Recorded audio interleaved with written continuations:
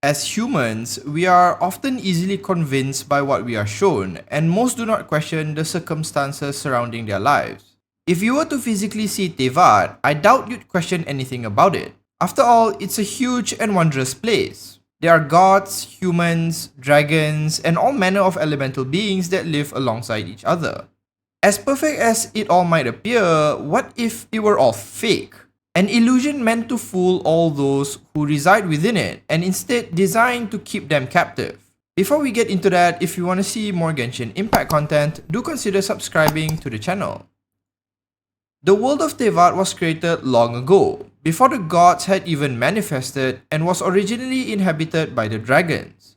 When the Primordial One came, he drove them out and recreated Teyvat as we know today. The only details that we have on this event comes from the book Before the Sun and the Moon.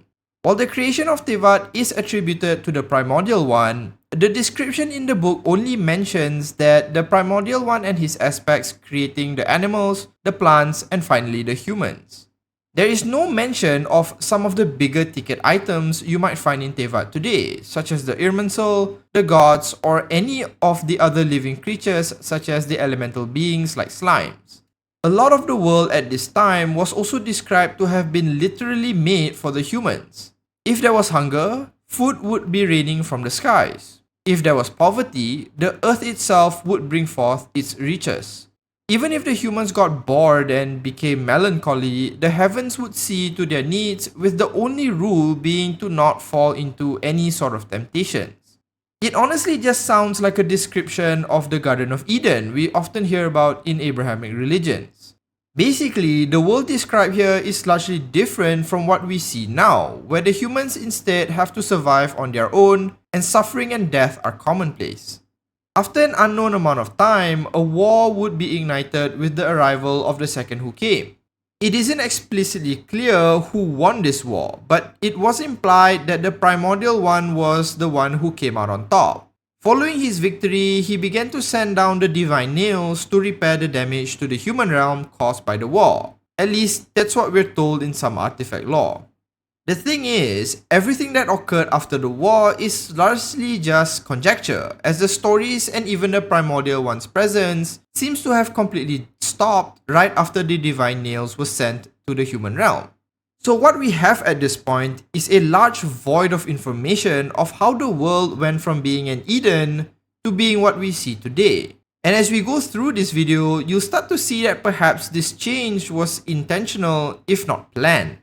Now, I have to warn you, from this point on, I will be talking mostly about theories and it might get a bit long, so none of this is conclusively proven or anything, so keep that in mind. I think that sometime between when the nails were sent to repair the world and the present day, the inhabitants of Teyvat were placed into a fake representation of the world. The way the world currently functions seemed to be largely different from what we learned through the stories. Now, you might argue that these are just stories and would be largely inaccurate anyways due to their relative age. Well, given that we've seen how the Irminsul can change the memories and even history of the world, it would be safer to trust the accounts of these stories rather than what we are told verbally if the world really has been changed. Even during the Sumeru Archon storyline, this is how Nahida largely preserved the knowledge of Scaramouche before history was forcibly altered. The idea that the inhabitants of Teyvat were placed into a fake world would also largely accommodate the idea that the sky is fake, which has been brought up several times throughout the main story. But is there really anything that might indicate this to be true, or am I just rambling for the sake of it? Well, turns out there is quite a bit of potential evidence. Based on what we have learned in Sumeru, there are mechanisms within Teyvat that could support a mass illusion or fake world. Firstly, we have the Irminsul. Up till this point, we have been told numerous times that the Irminsul is a repository of all human memory and by extension its knowledge. But if you think about it, despite knowing how it functions, we don't really know its purpose. Why would you need to store this information in the first place? Through Nahida and Scaramouche's individual journeys, we also learn that the Irminsul doesn't just store information. It can actually affect practically everyone within Teyvat, humans and gods alike. Any change to its history ultimately updates the realities of everyone else, with the exception of the descendants who are not from Teyvat originally. So if we were to take a guess at its true function, it seems to me that the Irminsul could be used as a backup for this false reality and allow whoever has control over it to feed information into the trapped people whenever they want. It seems rather convenient that if anything related to this potential false world needed to be changed or rectified, one could simply access the Irminsul and do it. If something were to reveal the world's fakeness, for example, well, you can just delete it from their minds or change the story. This also makes anybody wanting to change their own fate impossible, as the Irminsul can just reboot the last applicable cycle. The second idea that supports the possibility of Teyvat being largely a simulation or fake world is the fact that we don't know two important things.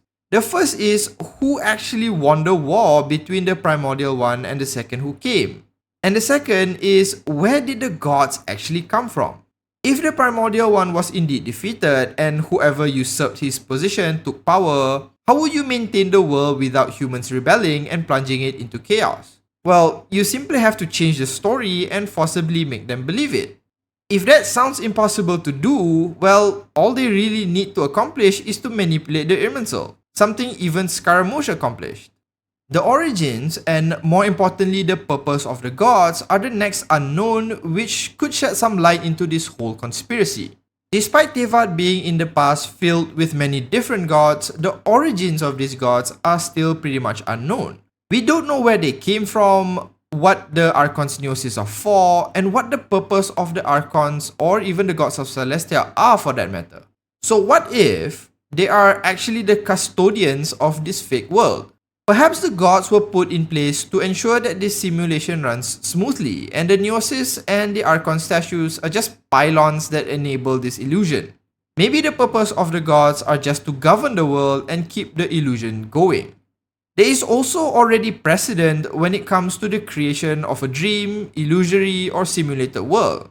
We've practically seen this happen with the Akasha terminal, which was just powered by one Gnosis and was capable of placing the entirety of Sumeru City into such a fake world. It even cycled several hundred times without anyone noticing, and while simultaneously draining the knowledge and dreams from its captives. Would it be too far of a stretch to think this could expand to the entirety of Teyvat under the control of some other unknown being? Maybe not. But something doesn't make sense. We know the gods themselves are largely affected by the Irminsul. There's no way they would be susceptible to the very thing they are keeping secret. Well, perhaps they are unwitting guardians, unaware of what their true purpose or origins are, and should they ever step out of line, they can just be replaced. If you've stayed this far into the video, I'm sure the limits of your suspension of disbelief just got thrown out the window with that last line. How could the Archons be replaced? We only know of one Archon war, and the 7 we know are the only version, right? Well, this is where we get into the third and final potential indication that the world is not only fake, but it has cycled several times. And this has to do with the artifact called the Heart of Naberius. In Albedo's lore, the person who created him, Alchemist Gold, often traveled with him through multiple dungeons and domains. On their very last expedition, she had found an artifact referred to as the Heart of Naberius. On the surface, this sounds like any old artifact you would find in a dungeon, except that when translated, the Heart of Naberius is similar in meaning to Heart of God, which is the Chinese name for Gnosis. If this turns out to be true, the implications are that a Gnosis from a different cycle of gods, one that existed before the 7 we now know, might be what Gold had found. To further drive this point home, right after finding this Heart of Naberius, Gold sent Albedo to Alice and told him to discover the truth of the world before they could meet up again. So while we haven't outright heard anyone mention this, there seems to be ample evidence to show this whole world might indeed be fake, or at the very least, there exist functions that might support it. If, however, all this ended up being true, why would a fake world even be needed? What would be the purpose of such an elaborate deceit? Off the top of my head, I can think of 3 potential reasons why this cycle or fake world would exist. The first is that the primordial one had lost the war, and this entire system is a measure of control the second who came implemented. Why he might be doing so is anyone's guess. The second potential reason is the primordial one is actually fixing the world using his divine nails, and the inhabitants are just placed in a temporary stasis while these repairs are underway. Finally, it could be possible that the gods and elemental beings rebelled against the primordial one's wishes to rebuild the world for humans and put in place the current system so they could continue inhabiting it. That's really all that comes to mind that could explain why this fake world might exist. We don't truly know until some of the bigger mysteries are exposed. Now, I have to remind you again, this is just a fun look at a potential outcome for Teyvat. I'm in no way saying this is going to be the ending. Just something that came to mind as I was pondering the lore. Whether the world really ends up being fake, we have to just wait and see. But that does it for this video though. If you enjoyed it, do consider liking and subscribing to the channel, and I'll see you in the next one. As usual, have a nice day.